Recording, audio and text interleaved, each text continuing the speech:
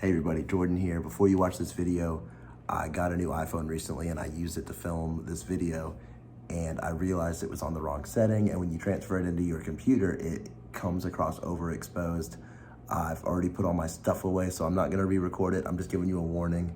The quality of the video is still the same as I wanted it, but it's just really overexposed. So I hope you still enjoy it and find value out of it, and I will adjust for next time. But thanks so much for watching. Hey everybody, my name is Jordan Evans. I'm a professional piano player and music teacher, and I know it's been a minute since I've made a video, and the whole point of this specific video is actually talking about the new year, some of the goals I'm setting for myself, how I'm helping my students set goals, and how you guys can learn to set goals. And I know I'm a little bit late in this. By the time I post this, it might even be February.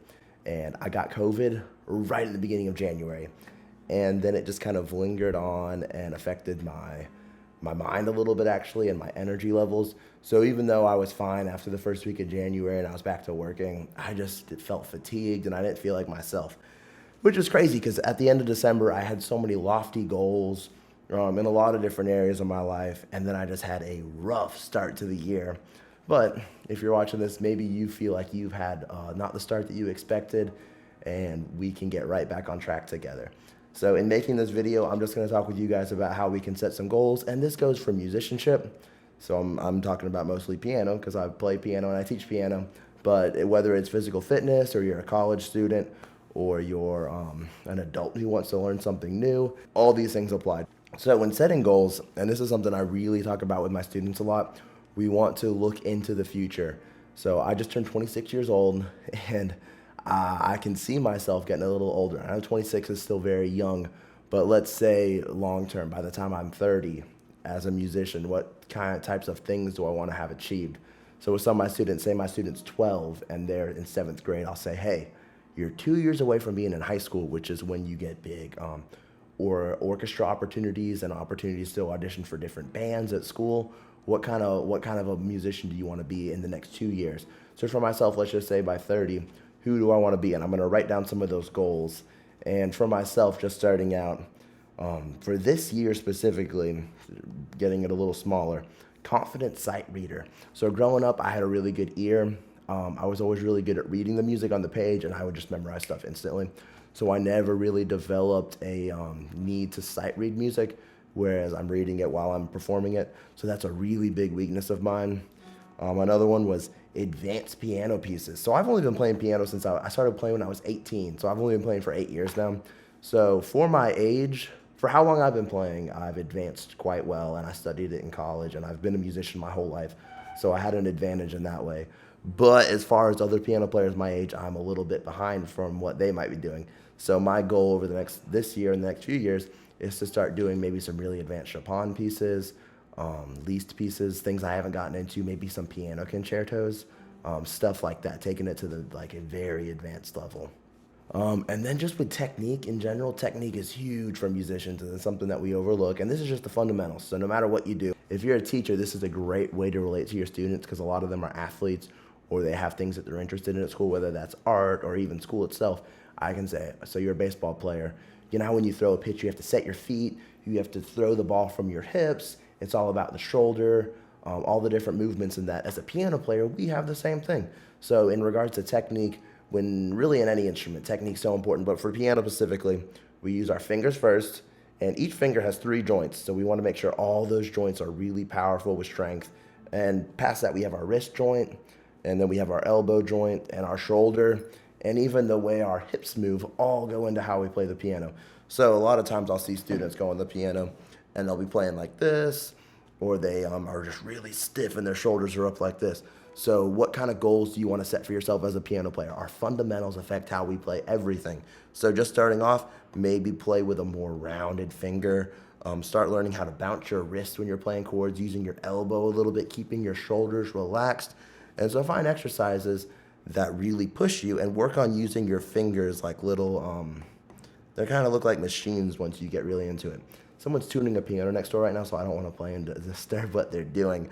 But just showing you kind of what that would look like. So for myself, technique, goals would be, and then this is just like setting up a practice routine for yourself. So at the very start of it, we're going to have technique. and I'm gonna want to improve how my fingers are. So that goes for scales, major, minor scales, arpeggios. There's different kind of arpeggios. You can just play a triad arpeggio, or you can do seventh chord arpeggios. Um, the things to work on with stuff like that is, how is my thumb coming under? How is my hand shifting? How am I in position on the keyboard? And whether you play violin, how do I shift to different positions? Or if you're on guitar, are my fingers really the way they should be to play these chords? And it goes for every other instrument. So for myself, most of my scales and arpeggios, I feel confident at doing 16th notes for 120 beats a minute. I would say maybe get to 140 beats a minute by the end of this year, where I'm confident at playing that. And it's just like when you go to the gym and you start exercising, you get really big leaps really quickly. So when you start lifting weights, it's easy to get to the next level. But then you get to a point where you plateau, and all the knowledge and strength you've built up gets to this point where, oh my gosh, it's really hard to get to the next level. Technique feels like that sometimes. When you first start doing it, it's really easy to make big improvements. But then when you start to get to this plateau, you feel discouraged.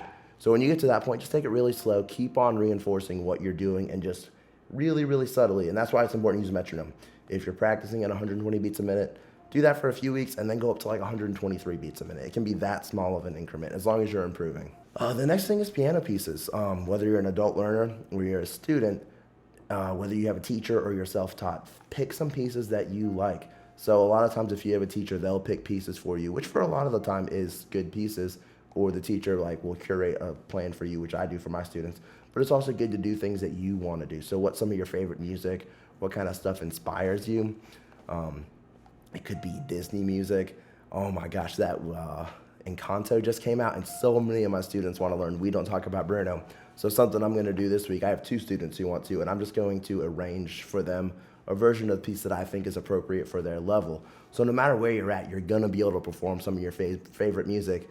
It can be, your goal could be, I want to play music from my church. That's a great goal to have. Or maybe your parents enjoy a certain type of music and you'd like to play something for them, or there's an event coming up. Make sure to set those goals out, and so that way you can see, oh, me at the end of this year, it's something that doesn't seem achievable right now, but next year it's something I'll be able to do. So some of these goals take a long time to get into, and it's about doing the work every single day. Another thing that I want for myself this year is to improve as a teacher. So I've been teaching here for almost 3 years now, which is nuts, here at Sounds of Carolina in Anderson, South Carolina. And I've accumulated around 35 students. I do trial lessons sometimes where I do subs, but about every week I'm teaching about 35 students. And over the last few years, I feel way more confident. I teach each student a little bit more different. I teach each student a little bit differently depending on how they learn. Some kids are great at the theory stuff, and I love digging into that with them. But some kids also respond better to like hearing the music and feeling it more. So kind of getting a feel for that, or what kind of things students enjoy doing, what kind of things they don't enjoy doing. So for myself, and whatever you're doing, find very specific goals. I want to improve as a teacher, and I want to find ways to push myself to,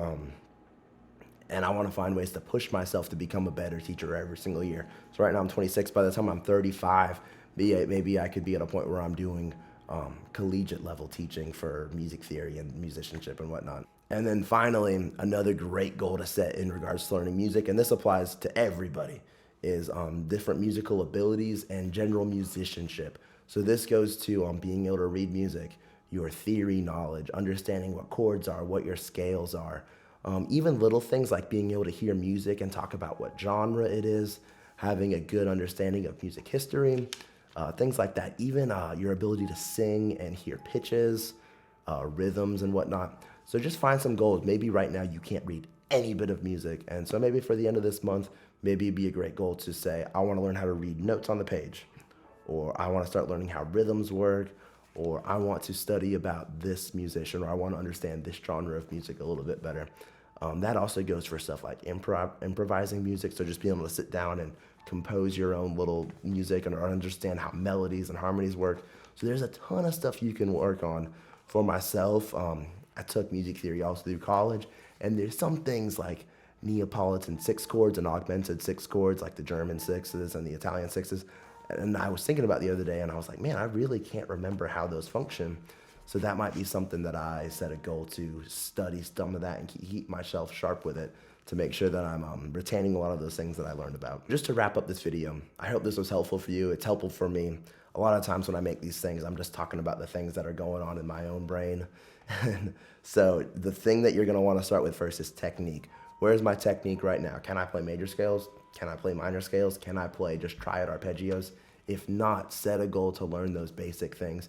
If you can, find harder exercises. Maybe get a Hannon or a Czerny book and maybe set speed goals. So I want to be able to play through this, but also not just playing quickly. A great sign of mastery of something is to be able to play it really smooth, where you don't have any tension in all those different joints I was talking about. Having really powerful fingers that know exactly what they're doing. And then just find some pieces that you want. And don't pick something that's too hard. Pick something that's just outside of your reach, or find a challenging piece that has an arrangement that's good for you. And maybe set a goal to have it done by the end of the year, or find pieces that really challenge you that maybe in the next 5 years you'd want to do. And then just the other thing, general musicianship. What kind of musical knowledge do I want to have? Do I want to be able to read music? Do I want to be able to compose music? Things like that. But thank you so much for watching this video. I know it was a little bit late into the year, but if you're like me and having a bit of a late start, I hope this was super helpful, and let me know how it's going. Thanks so much. I'll see you next time.